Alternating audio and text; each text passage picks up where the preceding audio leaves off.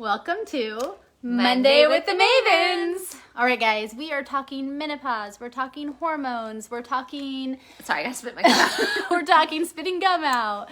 We're talking summer sweet treats. We're talking all the things today. So, happy Monday. Happy Monday. Yeah. It's a good day. It is a good day. It's just kind of been a whirlwind. And so it actually feels really good to just kind of sit here and chat. If you need to take a big breath of fresh air, we're inside because it's pretty hot outside, but Yeah. take a second, take a deep breath. Let's all do it. Yeah.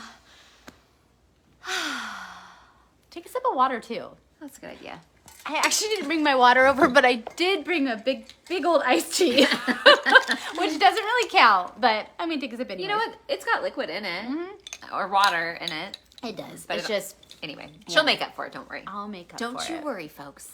Oh, guys, it's so good to be here. We put a question box up, 2 or 3 days ago about topics that you guys might want us to do a deep dive on, and instead of just picking one, we decided to tackle several, and so we love getting questions in from you guys, and we're just going to jump in. That said, if you guys have questions, and I had somebody the other day say, and so I feel like we always need to say this, they're like, you guys kept looking away from the camera, and we are live streaming on both Instagram and Facebook, and there's 2 cameras side by side, so It's like a tennis match. and I'm sorry if it's distracting. We'll get them streamed together at some point, but if Well, you're it's wondering like what we keep Yeah. looking at, it's just we're looking at 2 cameras. It's not high on our priority list. Yeah. So sorry, guys. We no. love you and we love this platform and we love chatting with you. And you guys are high on our priority list. However, super duper high. figuring out the technical aspects of streaming to multiple platforms from one device is not high on our priority list. So sorry. You know what we didn't do for this question? Well, I guess we don't have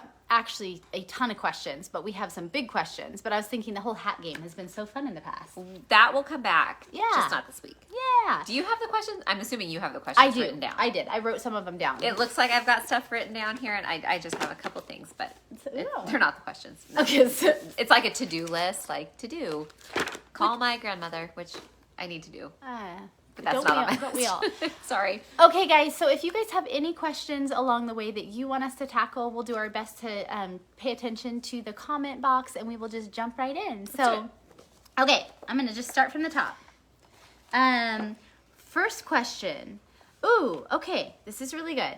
How not to let menopause affect progress and fat loss? That's a great question. That is a really That's great a loaded question, actually. And Yeah. I think that there's a long road, a whole conversation, a whole live we could talk about menopause on. We could talk about menopause for an entire life. But we're not going to do that today. I think, it's so interesting. It's just getting back to basics are a lot of the things that are going to be the biggest contributors to success, regardless of age and regardless of hormone landscape. That said, when you are going through menopause, oftentimes women, or andropause for men, they just... Wait. Back that train up. What's it called? Andropause. Andropause. That's a new one for me. I don't know that one. Is that, do men go through menopause? So menopause? they go through andropause. Oh, wait. Sorry. Yeah. That was funny to me because I thought I made a joke, but I actually just said the word, which wasn't funny. Sorry. Oh, menopause. Yeah. But it's because it's not called womenopause. It's not. But it should be. It Sorry. should be. So we're I going to didn't- talk about womenopause, which is actually called menopause, and then andropause, which should be called menopause. Right. Anyways, so I'm sorry, we are all over the place. But oftentimes men's testosterone naturally decline over time, and there is a phase that's called andropause for men. Now, for women, oftentimes when you stop menstruating, that's when you're entering menopause. So there's perimenopause and there's menopause. And then there's postmenopause. And there's postmenopause, and the hormone landscape can look different in each of those. However, we as women and men can produce healthy hormones and support things like our thyroid and our adrenals and our metabolism all through life. And so it really gets back to the basics, and there are a lot of things, and we had quite a few questions on metabolism also, and there are a lot of things that we can all be doing to positively influence our hormone harmony, which are by nature also going to influence our metabolism. And it's all applicable when we're talking about those the perimenopausal, the menopausal, and the postmenopausal years. Really, the whole lifespan. I was going to say, but it doesn't, it's not just those. Yeah. I mean, you guys will see, we'll list off the things that you can do. It's all things Yeah. that you should be doing currently also to be your healthiest self in a lot of ways. And so when we talk about menopause, really what's happening is your body doesn't need to produce the sex hormones that it did previously in order to carry a child, right? We don't need to do that when we are, in our 60s. And so, sorry, there's a dog on the ground. And so anyway, oftentimes what happens is women's estrogen levels decline over time, usually starting in your 40s. And some women experience menopause in their 40s. Most women experience it in their 50s. But it's just the slow decline of estrogen. And so oftentimes what happens with that is our metabolism will also tend to slow down for lots of reasons.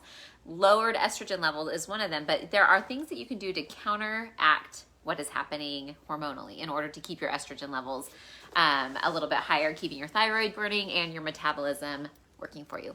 It is, and it's so funny because I know there's so much information out there, you guys, and there's all these things about, hormone health and, eat this and not that and da-da-da-da-da.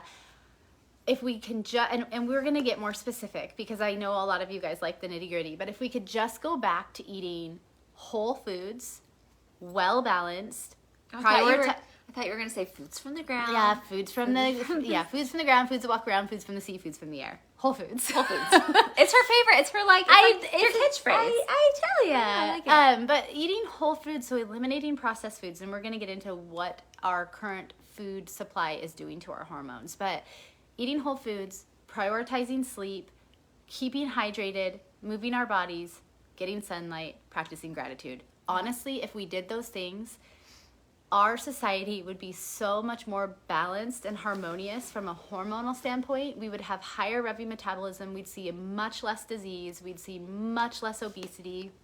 We would just be a better world. And so I know we sound like a broken record and we keep talking about all of these things over and over again, but it's so true. And I think specifically going back to menopause, oftentimes, and andropause, which is where we started, oftentimes men and women just expect to feel worse, to gain weight, to have less energy as they get older. And you don't have to. Mm-hmm. You don't have to. Like, you can thrive and you don't have to burn out. But you just need to be strategic, and you do have to start prioritizing things a little bit more, because if you can stay ahead of it, it's so much easier than getting behind it and having to try to reverse it. Yeah. But you can do that too. Totally. And so I think, when we talk about a decline in hormones, our bodies were created so in such a sophisticated way. Like, they're incredible, and we will produce what we need to perform and to thrive. And I like to look at it as optimizing versus just managing, because why not? Yeah, you might as well optimize, right? Yeah, totally. Yeah. That's what I want to do. If I'm gonna put my effort towards something, I want it to be optimal, and I want it to be worth the squeeze. You got it. You want the juice worth the squeeze. Yeah, girl. I like that. So let's talk about some low-hanging fruit. It's so See what easy. I did there? Oh, fruit. And then you can get it and squeeze it, guys.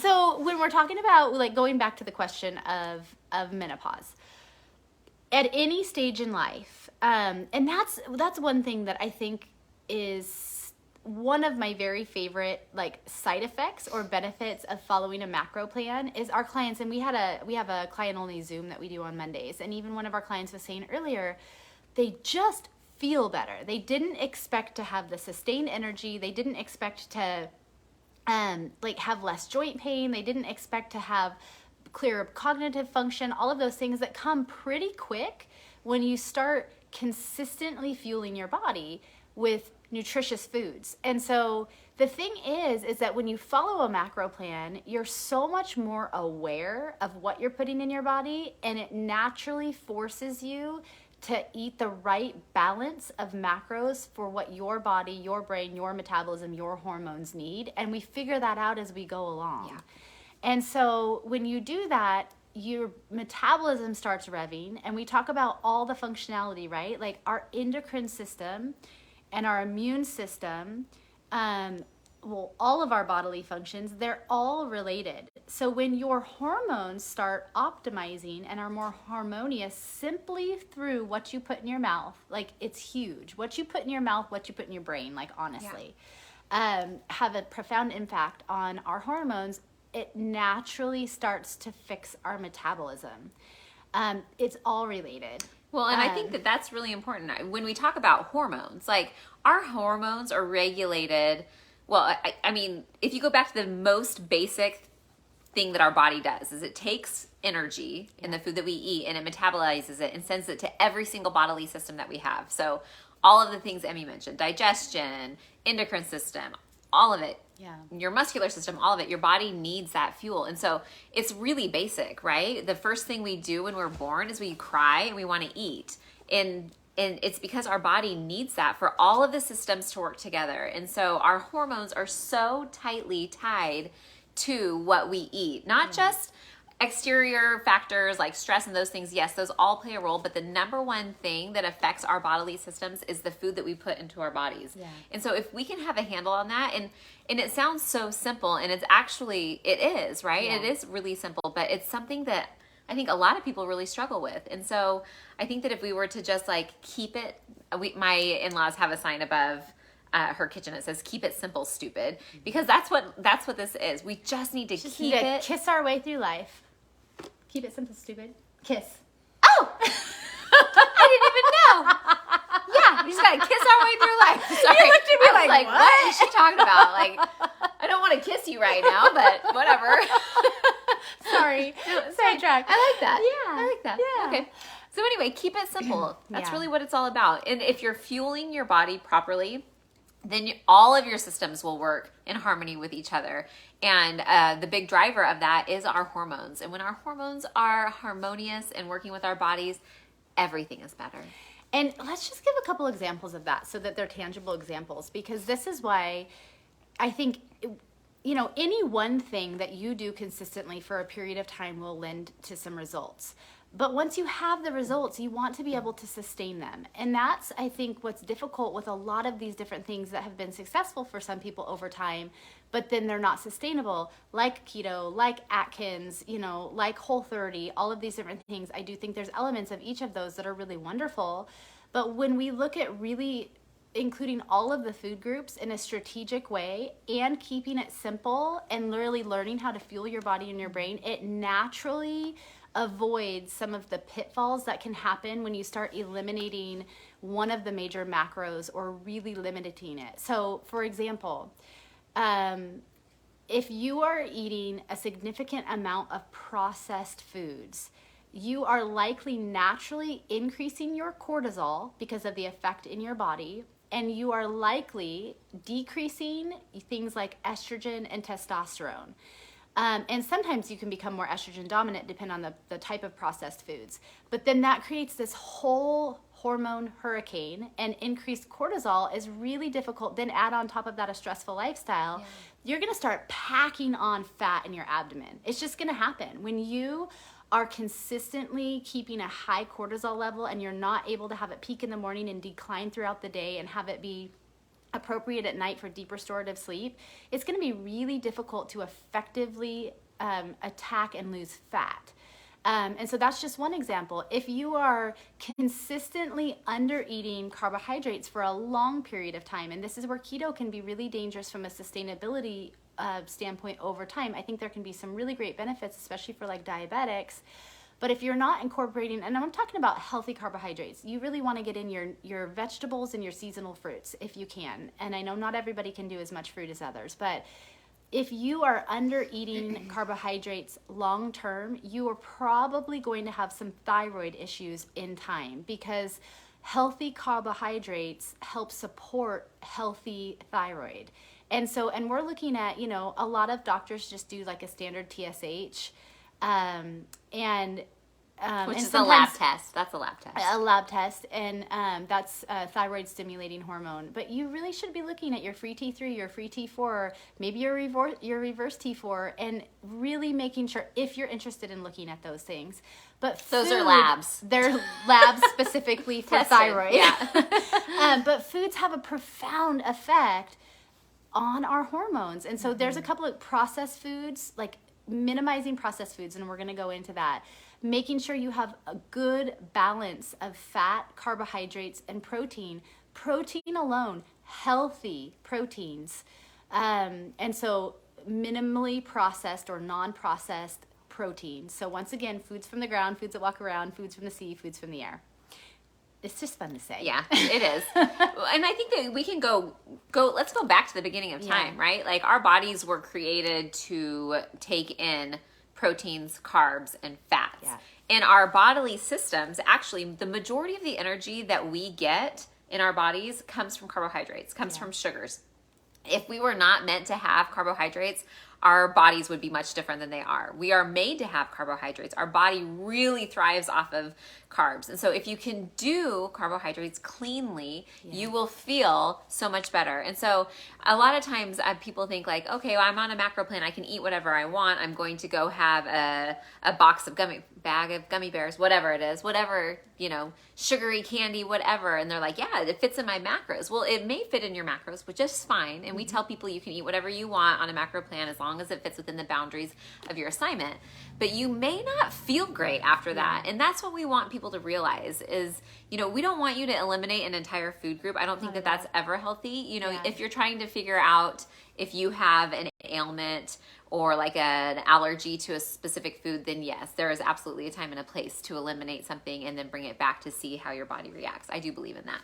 And that's where like Whole30 can come into play sometimes. But anyway, if you're eliminating an entire food group from your diet, then you may want to reevaluate that because our bodies were made for all three of those macros: fats, protein, and carbohydrates. Yeah. And it's really important that you have those in a balanced way that makes you feel the best that you can. It is. And I think that's the thing. Like sometimes when people think of macros, they're like, gosh, well, like that seems like too much work, or that's so specific, and I agree. Like I was one that always was like, I'm never going to track my food. Like, I'm so an annoying. Intuitive eater. Da, da, da, da, da. But the thing is there's a science behind it, and it doesn't have to be forever. Like the goal is to truly repair your metabolism because far too many people undereat. They'll consistently undereat and they'll deprive their body of the nutrients that it really needs to fully function, to feel good, to be energetic, to have good sleep, to clearly cognitively be able to operate.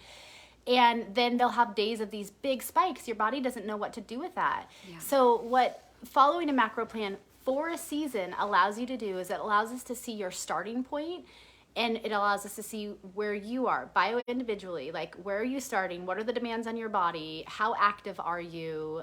Like, what does your average intake look like? And then we can really work to repair your metabolism. And we had a lot of questions on metabolism that we'll get into.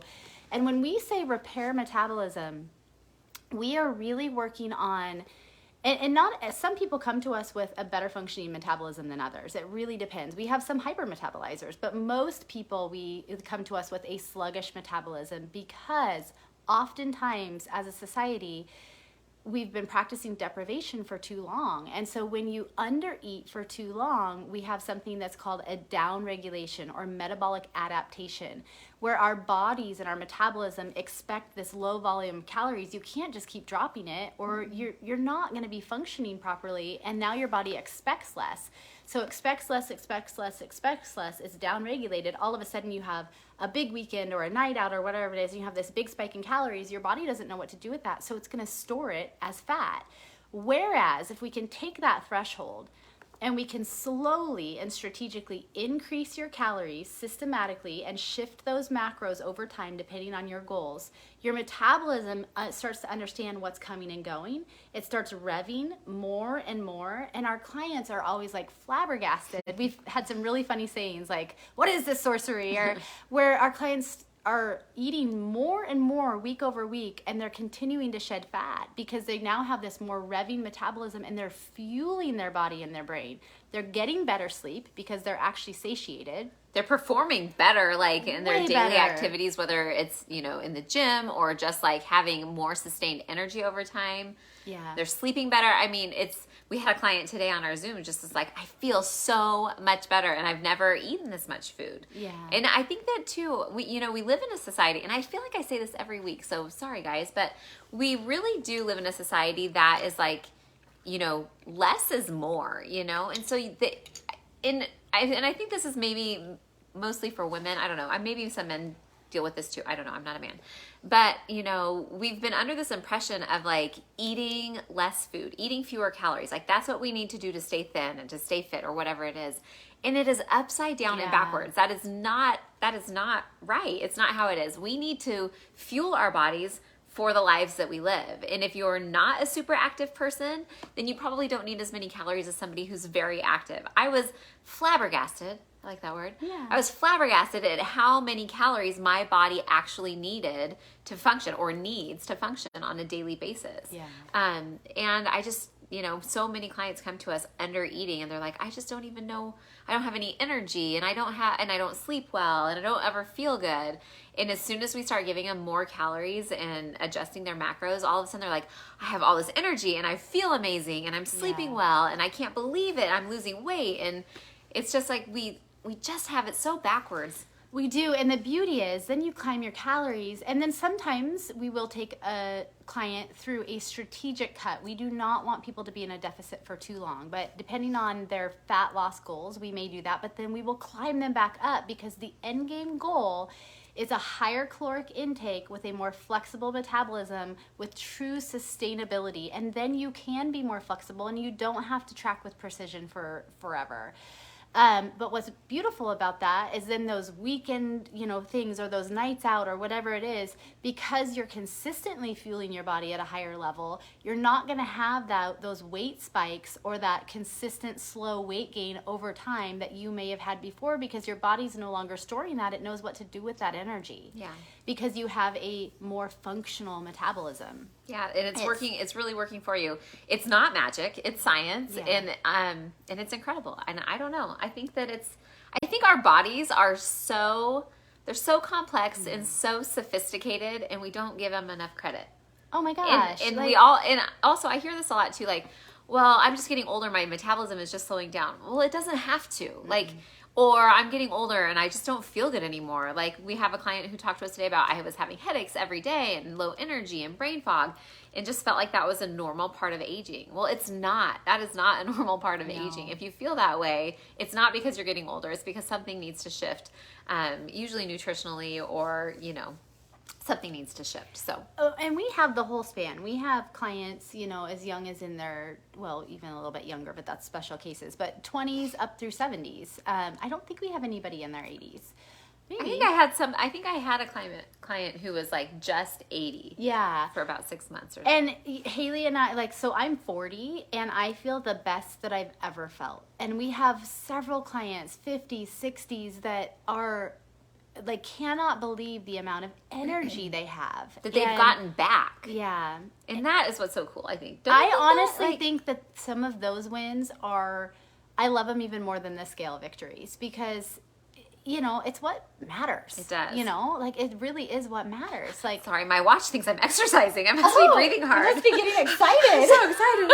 So exciting. But I do love it when our clients are like, I've had terrible energy for a long time and all of a sudden, like, those are my favorite messages. Like, I've got my energy back. And I'm like, yes, that's what it's all about. I love that. So we did have somebody that wrote in and asked the question, like, how do I know when my metabolism is repaired? I love that question. And I actually wrote down a couple of notes because I didn't want to forget some of these points. I think there's a lot of different ways, especially you become more and more in tune with your body. Yeah. And for sure, energy. Like, energy is huge. Consistent energy throughout the day, deep restorative sleep, your ability to shed fat and keep fat off, improved digestion. Like, we should have a very well-oiled machine. We should be pooping every day, if not more than once a day. We should have hydrated bodies. We should have a high sustained level of energy. You should be able to wake up and feel refreshed in the morning. Your hair, your skin, your fingernails, all of those things. Our bodies give us so many clues when something is off metabolically. Mm-hmm. Like if your hair feels brittle, if you're sleeping poorly, if you wake up and you feel lethargic, you don't have much energy in the morning. Like all of those are all little signs that there may be something off metabolically. Yeah. And so step one is being aware of your body and how you feel. I know that once I got nutrition under control, like, man, I've always been a pretty high functioning person energetically. Yeah, you have. But I think that I didn't even know like what was optimal. I didn't even know I wasn't optimized. Not to mention her strength. Like it's insane because we work out together and we have for years. And she works out a lot. We both do. But to be able to see her body composition shift, so she's actually lighter overall, which you would think would equate to maybe less strength, but her strength, her ability to do pull-ups, the amount of weight she's pushing, like it was amazing to watch. It was so fun to watch. It's pretty fun. Yeah. But I wouldn't have even known that I had a metabolic issue. Yeah. Although I did have some. There were some things that told me. I mean, well, if you're working out every single day and your body's not changing, like something's up. Yeah. Like really, that should have been my clue years ago. You cannot exercise your way out of a bad fork. No. You cannot. You can't do it. And, and we look at other things, like if you want to talk about really tangible data points in terms of what a repaired metabolism looks like, there's even labs that you can look at, or you should be able to have, a healthy blood pressure. You should be able to have healthy cholesterol levels, which that's a whole nother topic because I think that Western medicine has it so backwards. We've teased around cholesterol on here lots of times, and we will dive into it on one of these lives. Yeah. It's going to be a little bit soapboxy, that one. Yeah, it will be. And a little controversial. Ooh, even more exciting. Ooh. We should pick a controversial topic to talk about once a month. Okay. So we can know who our true people are. We love, you guys, a healthy, respectful debate I think is so good. It's really good. It's fantastic. It is, because it makes you dig and it makes you really understand your position and have research to back it up. Well, and I really like to question my beliefs too. Same. I like to be challenged. Like, I believe this, and there are some things that I'm like, nope, this is just what I believe. But if Emmy or anybody were to come up to me and be like, hey, have you thought about it this way? That causes me to question. I love that because I don't want to be steadfast and hard, firm on certain things. No. I want to be flexible. Me too. Okay, let's do it. I love that. Like, in fact, our families have those types of conversations a lot, and I really appreciate that. Another lab that I think is a really good indicator, and this is going to bring us into another question that we had, is your HSCRP. So it's your high sensitivity C-reactive protein, which measures the low-grade chronic inflammation in your body. You just sound so smart. She just sounds really... Thanks, babe. Thanks, bud. Or babe. We spend a lot of time together. You sound really smart. I like it when you use those medical acronyms. I've lived in the laboratory medicine world for a long time, and it's really interesting because you could just do CRP too, but I really like HSCRP. And what it does is it tells you what your body inflammation is and then there's a lot of factors that create inflammation. So yes, we've talked about how you technically can fit anything in if you're fitting your macros. It does force you to eat to a particular composition.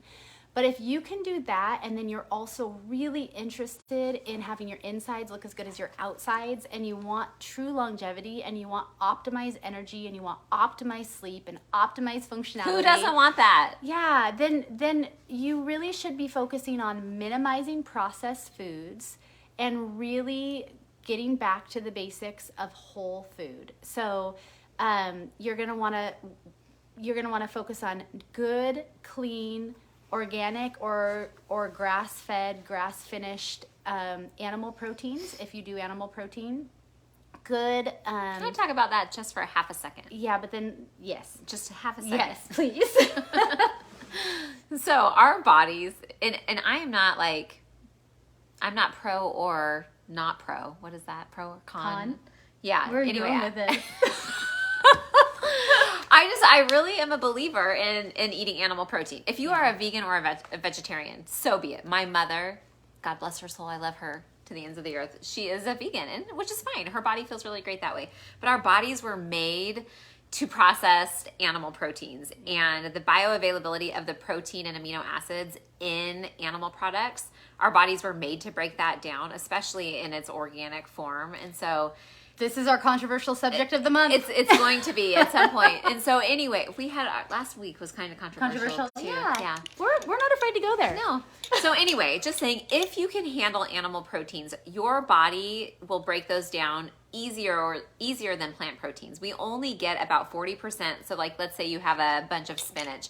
Your body is only absorbing about 40% of the protein that is bioavailable in that plant. So our bodies have a much harder time with plants than animal protein. So just take that little nugget. You can run with that. You can do your own research, figure out what works for your body. But if you've been considering trying animal protein and you haven't for a long time, do a little bit of research, because our bodies really were made to process that. So. That said, we do have a number of clients that are vegetarians or vegans that have great success. It looks a little bit different for them. In fact, on our client-only Zoom earlier, we had a vegetarian sharing just how much better she feels and how critically low her protein was before starting our plan, and she fully didn't recognize it. She didn't realize it. And she didn't start eating animal protein. She's still a vegetarian, which is totally fine. No judgment. Like, you do you. I'm just saying, do your research, and, and do what you feel is best for your body. Yeah.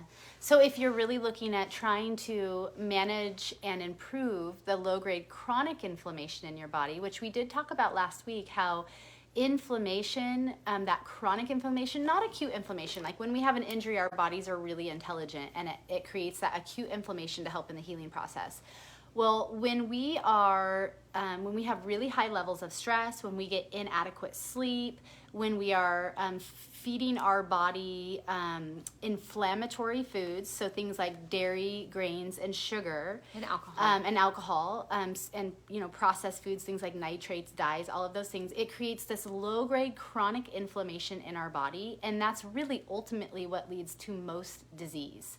And so if we are looking to eliminate or reverse things, a lot of the disease that's out there, we can try to start minimizing or reducing our inflammation. Now, the beauty of it is the large majority of our clients, when they start a macro plan, it forces them to be more aware, and now they're eating in this better balance, which naturally starts decreasing their inflammation. So we don't have to get super technical with our clients, because they'll start saying like, gosh, I'm just waking up and I'm not having as much joint pain, or my energy level is consistently higher throughout the day, or I was having some symptoms of neuropathy and those are going away, or we have quite a few people that are like pre-diabetic or even some diabetics, although we be very careful with that. We want them to be really well managed with their provider. But their blood sugar levels just naturally optimize, and they can start reducing their medication. Like, it's amazing. And it's not that we are like doing this deep dive technically with them. It's that they're naturally starting to have a more balanced nutrition. And then our job is to also educate on minimizing those inflammatory foods so that everything else starts to naturally optimize. And it's killer. Yeah. So to go back to the question of how it's optimizing. It is. And so the question that was sent in is, how do I know when my metabolism is repaired? It's all of those things. It's your ability to shed fat. It is that you have increased sustained energy throughout the day. You probably have optimal cholesterol levels. You have improved digestion. You have increased strength. You have, a healthy blood pressure. You have improved circulation. It's all the feel goods. Yeah. Your hair and your skin.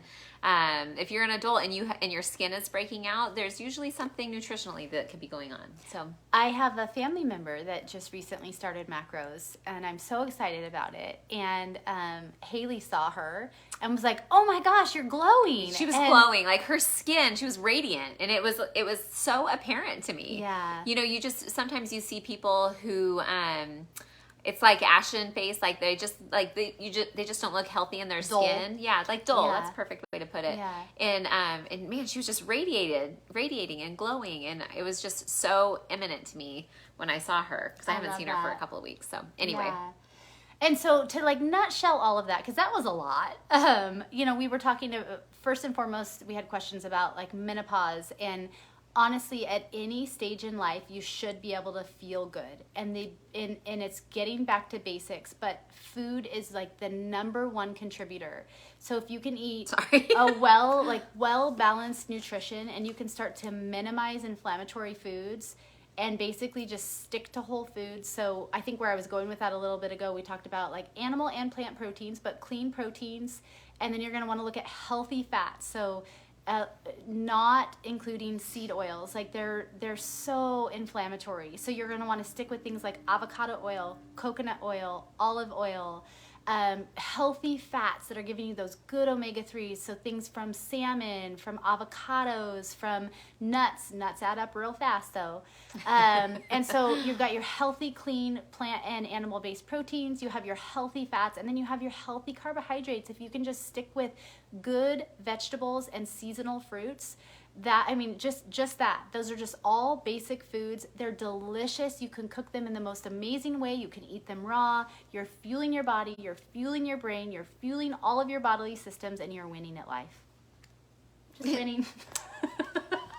Just put a period on the end of that and call it good. So it naturally is going to address some of the symptoms of the hormone hurricane that can happen throughout life, and it shifts you naturally towards hormone harmony. We see it all the time in lab results. We will see men's testosterone naturally optimizing.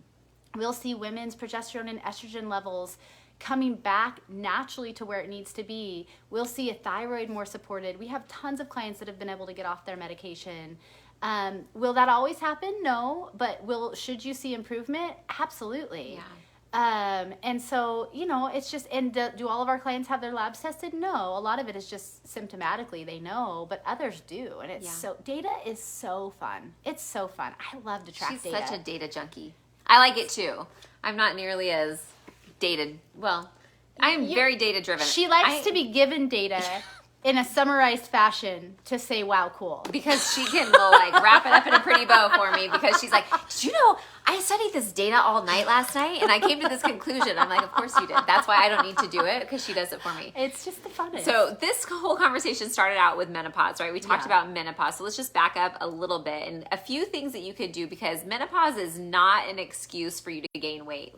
If you're gaining weight in menopause, there's some certain things that you can do to shift so that you don't gain weight in menopause, okay?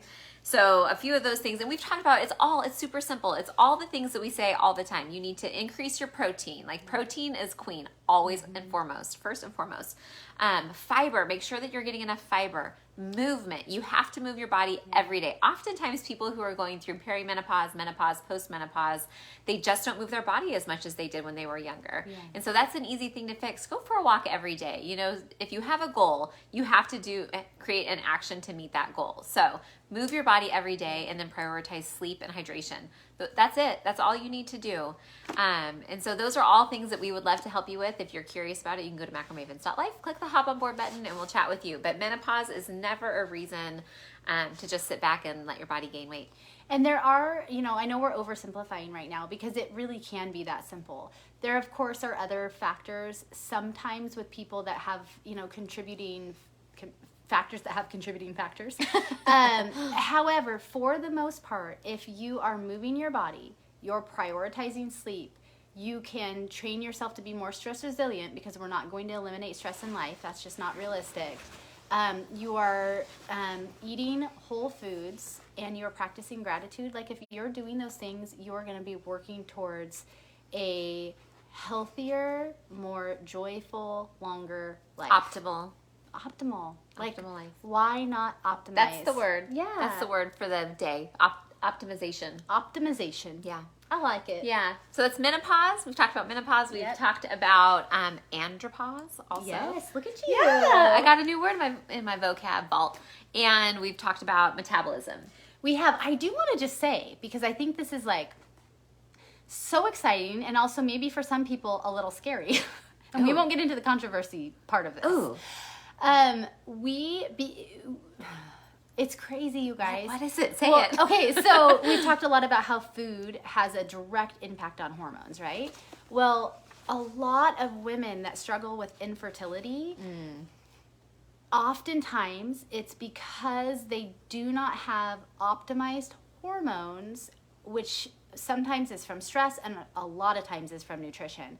Yeah. And we have worked with so many clients now, some that didn't think they could get pregnant, some that weren't trying, others that, when you start really consistently feeding and fueling your body and your brain, your hormones do shift in your favor, and things like reproduction, all of your reproductive organs and hormones start optimizing. And we've had so and many. you feel good, and you look good, and so you want to you're- hop in the sack more, and it's like this whole, it all comes together, and people get pregnant. I wish we've count. I wish wish we would have yeah. count. We should go back and count. We've had a lot of clients get pregnant that wanted to, you know, we've had most wanted to.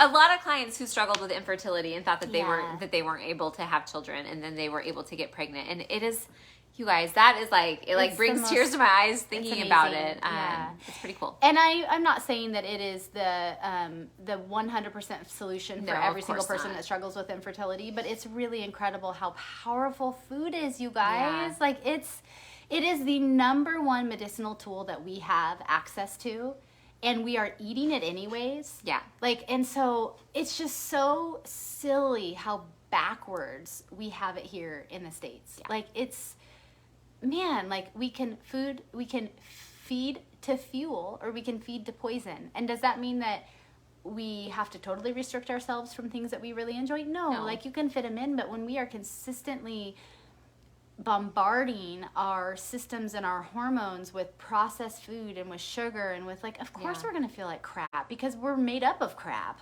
Yeah, it should be the 90-10 model. 90% of your diet should be spot on and whole foods, and then the 10% is like the very tippy top of that food pyramid. The very tippy top should be like what you allow yourself to have, treats and I'm going to allow things myself a outside. brownie today because my son made some. So am I.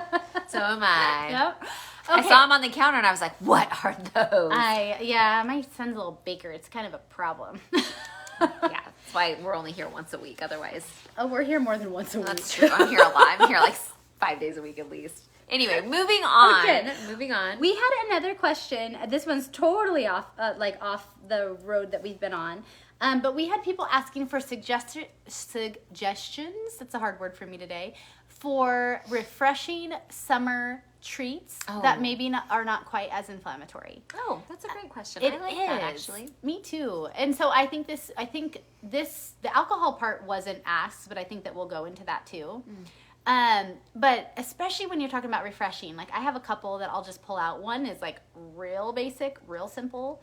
And that is, it's just a super simple fruit sorbet. So I'll take like frozen fruit that I have in my freezer, whether it be like peaches, strawberries, it's some kind of a berry medley, a little bit of lemon juice and some stevia, and I'll put it in my Vitamix, and it makes this like delicious sorbet that even my kids love. And then you could put some fresh fruit on top of it, or we'll have like coconut milk whipped cream to put on with some fresh fruit. It's really refreshing, and it just tastes like sorbet.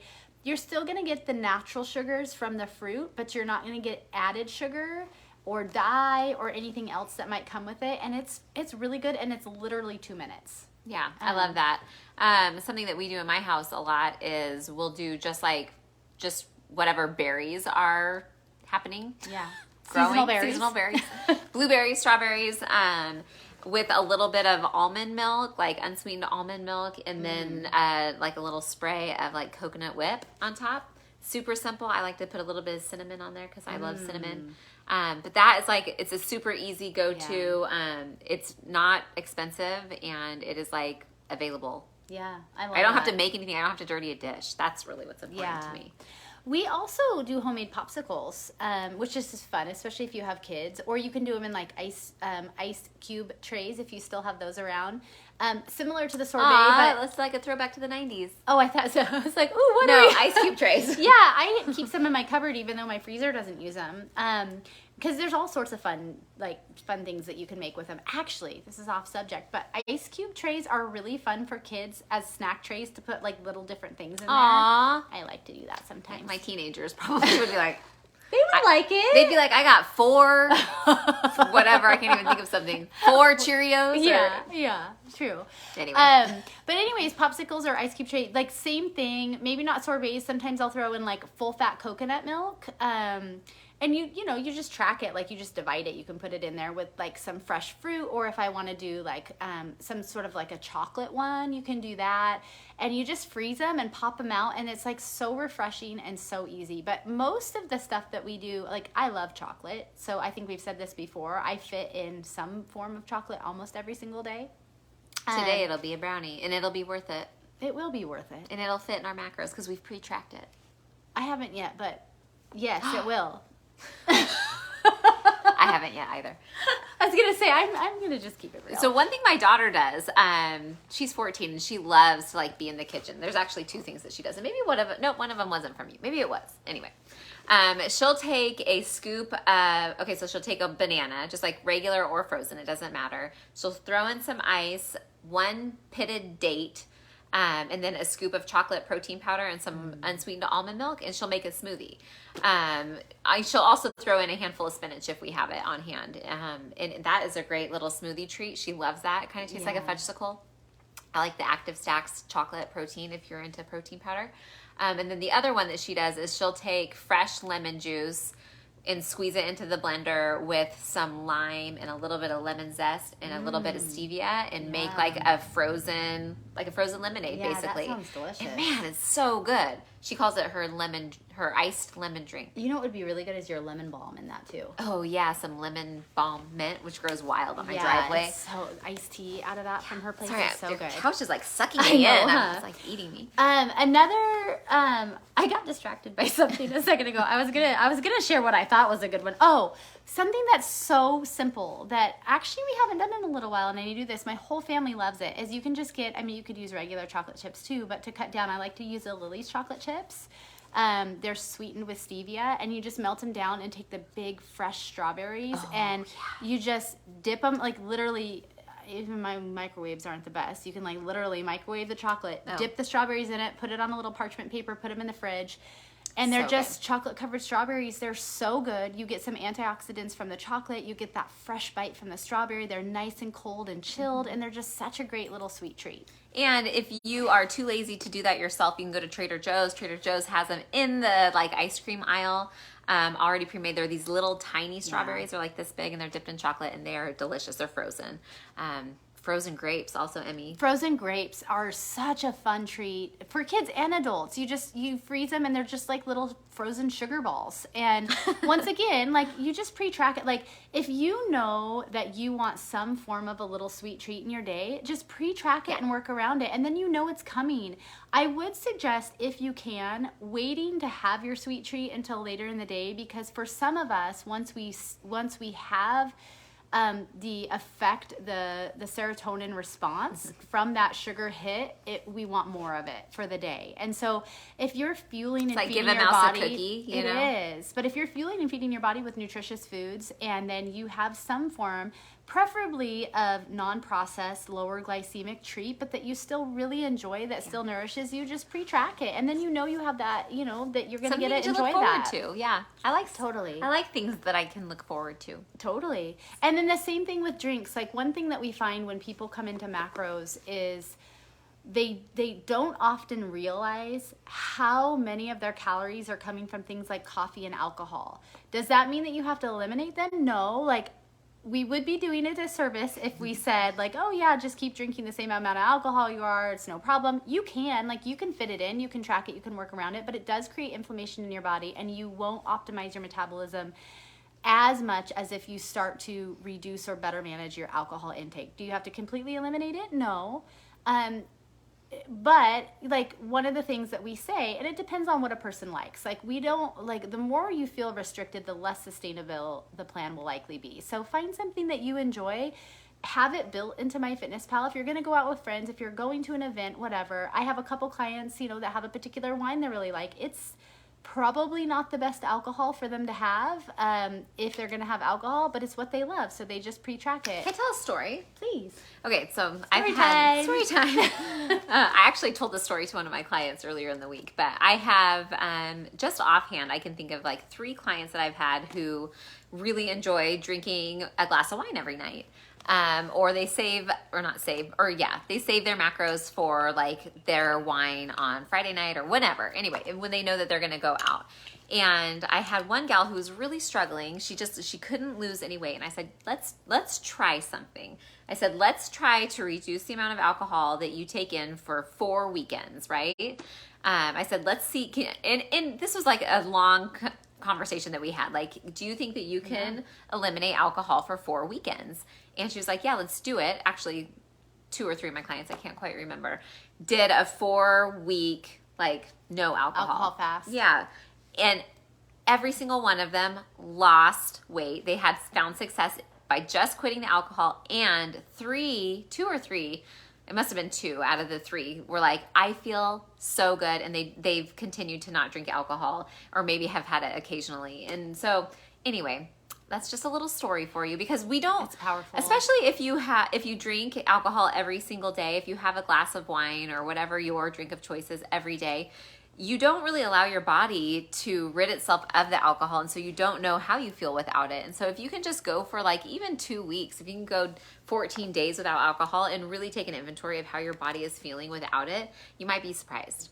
And then it's easier sometimes too to not make it a daily thing, because it really does create that low-grade chronic inflammation. Yeah. And once again, our clients can fit it in, but best case scenario is the less the better. Yeah. Now, they weren't losing weight because they were having less calories overall, because their calories were the same. It just had to do with the inflammatory response from the alcohol to their body, specifically their liver. Yeah, and our that has bodies, an effect on our hormones. and our bodies it takes a lot of water to process alcohol through our bodies. And so if you're constantly having alcohol and your body's needing to filter that, you should be increasing your hydration even more than what we already suggest. Yeah, so it's so true. Yeah.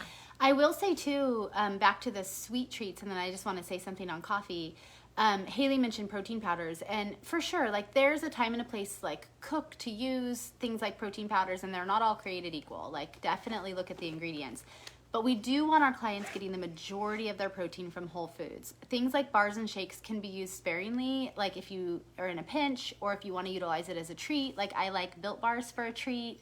Man, that one they've got right now, you guys. The coconut brownie one. Coconut brownie crunch. It is so delicious.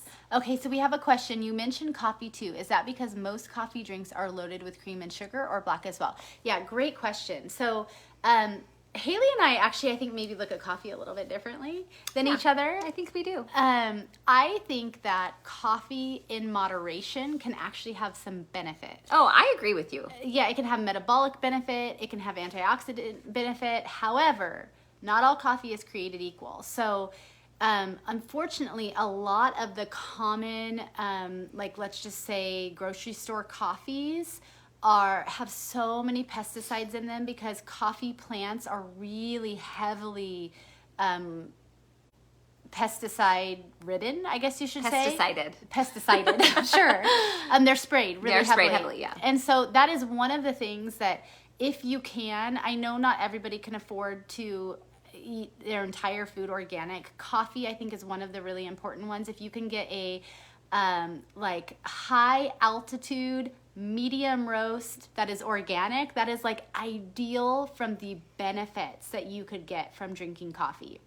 I do think so many people for so many years have gotten used to having their foo-foo coffees and really not realizing how many calories are in there. Some people's coffee are like 500 to 1,000 calories just for the coffee, and it's sugar, and they're drinking it before they're getting any protein or any fat, so they're getting that immediate glucose spike.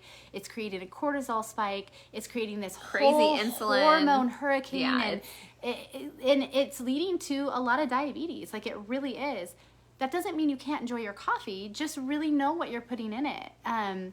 We've partnered with Outsider Coffee here local in Southern Oregon, and we love it because we get to work with them every month to curate a coffee that, once again, like, is it the healthiest thing you can put in your body? Like, maybe not. And some of the things that we even put in those, like, you know, it's a treat. But it's a reasonable, delicious tasting, lower calorie, well-balanced macro coffee, and you can totally do that. I am obsessed with my morning coffee. I only allow myself one cup. Here we go. Prepare yourself. Get out a piece of paper and a pencil if you want to write down her coffee order. So and this is the one I make at home, but I love going to places like Outsider if I know what I can get there, and I do know what I can get if there. You can get the macro Mavens mix of the month. Yeah. My morning coffee, I only allow myself one cup, but I do use a organic medium roast high altitude grown coffee, which honestly, like, if you're gonna drink it, why not get the most from it? From an antioxidant profile standpoint, you know, I won't even go all into it, but we should do a post on coffee. We should. Okay. Because I don't do that. I'll tell you what I do in a minute. So I have my cup of coffee. I put one, and once again, like, I don't want our clients to count on things like powders, but I do put 1 scoop of chocolate collagen in my coffee, which is 10 grams of protein. I put 3 tablespoons of French vanilla nut pod creamer. So it's sweetened with a little bit of stevia, and it's made with almond and coconut milk, so it's much less inflammatory. Do you put stevia in your coffee, or do you then put stevia in my coffee? Or do you use the sweetened nut pods? So I use the nut pod creamer, which has a little bit of stevia in it, but I add extra stevia to mine. The nut pods doesn't have any stevia in it unless you buy the sweetened one. Well, I don't buy the sweetened. So then I guess mine doesn't have stevia in it, but I add stevia to it, and then I put a drop of essential peppermint oil in it, and I froth it all together, and it's delicious. You said you should. I drink mostly black now, and I didn't know about all the specifics. I'm so curious. I should what? A post on coffee. Yeah. Got it. I'm like, what should we do? You just said it. We'll do it. We'll do a post on coffee. Yeah. So I agree with everything Emmy said as far as like, I think that the caffeine in coffee absolutely has a time and a place. I think that limiting yourself on the amount of coffee you drink during the day is really important. I love coffee, and I look forward to my coffee every day. I drink decaf exclusively. I don't drink caffeinated coffee because I don't like to feel like I'm a slave to something, which means like I don't want to wake up in the morning and if I don't have coffee, feel like it's going to disrupt my day. Yeah. And so I just drink decaf, which is great because I can go with or without it. I love it. I love the morning ritual of having that cup of coffee.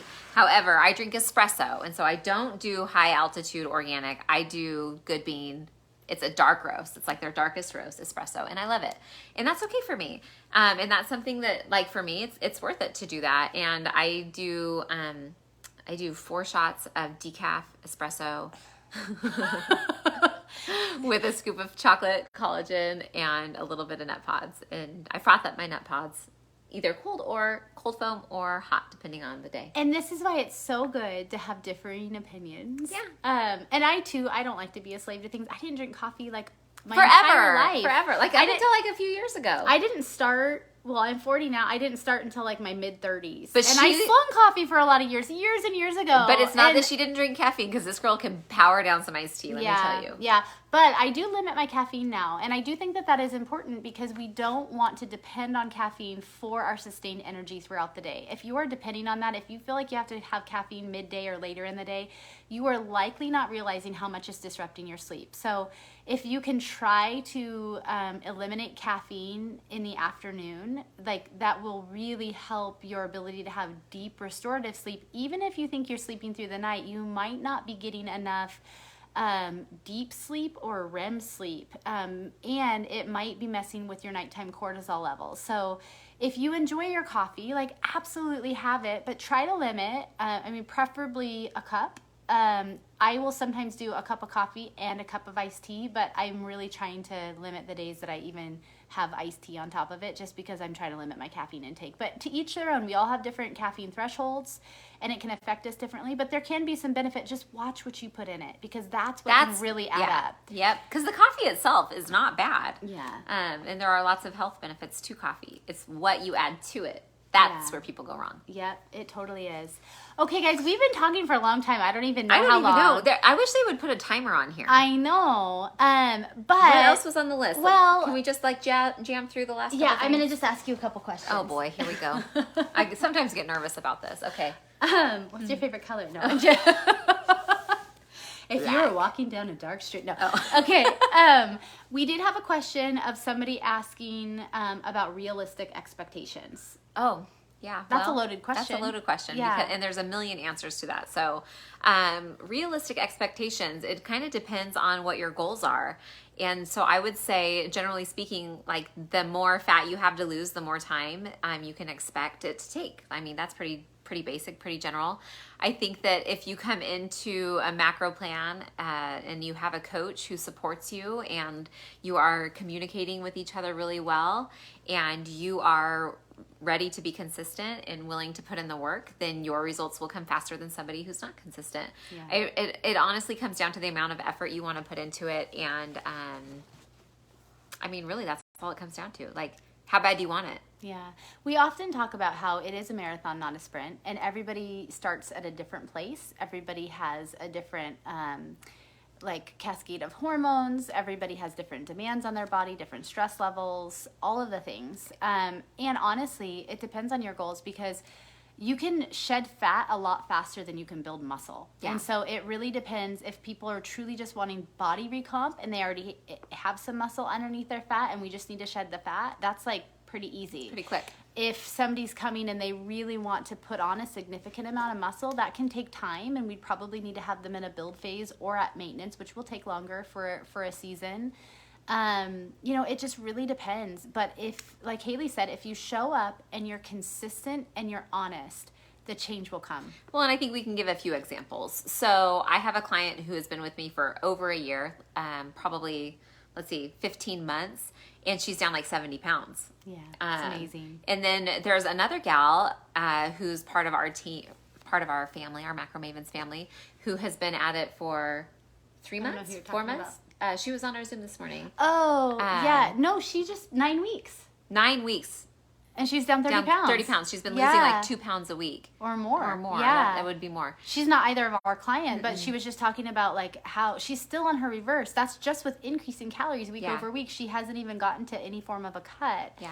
So those are just a couple examples. I also have a client who's been with me for a long time, 7 or 8 months, and she hasn't lost a ton of weight, but she's completely transformed her body. Yeah. So it really depends on your goals and the amount of effort you want to put in. And different people, some people will have a more aggressive response in the reverse, where we're increasing calories in terms of body recomp, and other people will in the cut, and then oftentimes it's the recline from the cut. It just really depends on the individual. But patience and trust and honesty and consistency, and change happens, and it's all the other things too, yes, the scale is a good tool for us to be able to see the overall picture, and it's not going to be an exact downward trend. There's going to be little spikes throughout the way, but the overall trend, if your goal is fat loss, is a downward trend. Yeah. However, it's all the other things that come along with it that we've been talking about that are benefits that oftentimes people see right away. Yep. Which we love. Yeah. We love it. Love. Yeah. I'm starting to feel a little anxious because I feel like we're on here for a while. Let's go ahead and wrap. If you guys have questions that you want us to answer, you can put them in the questions, and when we post this after the fact, you can put them in the comments at any time. You can DM us anytime. And if you're interested, if you have any questions, if you want to know what it's all about, head on over to our website, macromavens.life. If you click on hop on board, we'll ask for a little bit of information. It doesn't commit you to anything, but it allows one of our coaches to reach out and see if we're a good fit, answer any questions, get you started. We're so excited. In addition to nutrition, in the next few weeks, we're going to be launching Fit. And you guys, it's just going to be so incredible. It's going to be so good. We have an amazing movement, breath, and fitness specialist that is joining us that has really cool individual programs that are all done remote, whether you have a gym membership or you're just going to be doing it from home. And it's just going to be such a cool add-on service. Yeah. Or service in general. So stay tuned for that. And man, there's never been a better time to start feeling good. Start feeling better. Why not? Yeah. Have a great week, you guys. Thank you so much. Oh, we won't be back here next Monday. Next Monday is 4th of July. Happy 4th of July next Monday. So I don't know. We might do a live Tuesday, or we might just do a question box and stories. We'll see. So check back later. Bye, guys. Bye, guys.